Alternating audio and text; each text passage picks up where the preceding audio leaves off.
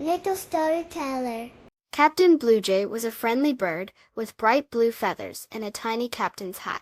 He sailed his little boat, the Salty Cracker, across the sunny blue sea. One day, Captain Bluejay saw a green island with tall palm trees.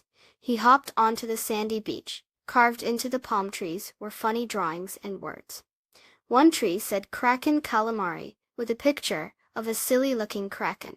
Another said Barnacle Biscuits, with a picture of round, bumpy biscuits. A third said Seaweed Smoothies, with a picture of a green, bubbly drink. Captain Bluejay chuckled. Lost pirate ship recipes. How fun!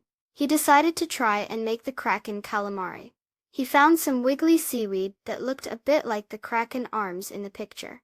He tried to fry them in his little pan, but they just wiggled and didn't get crispy. Next he tried the Barnacle Biscuits. He found some little shells that looked like barnacles.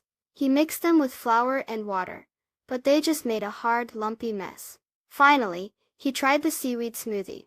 He blended some green seaweed with some juicy red berries he found on the island. It looked a bit green and bubbly, just like the picture.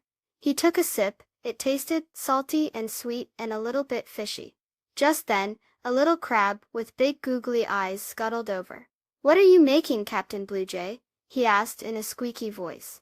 "Pirate recipes," said Captain Bluejay, "but they don't taste very good." The little crab giggled. Maybe the pirates had different ideas about yummy food. Then the crab showed Captain Bluejay some juicy clams and sweet mangoes he had found. "These are my favorite island snacks," he said. Captain Bluejay tasted a sweet mango. "Mmm, delicious," he said. He shared his salty seaweed smoothie with the little crab, who surprisingly liked it. They both learned that trying new things can be fun, even if they don't always taste the way you expect.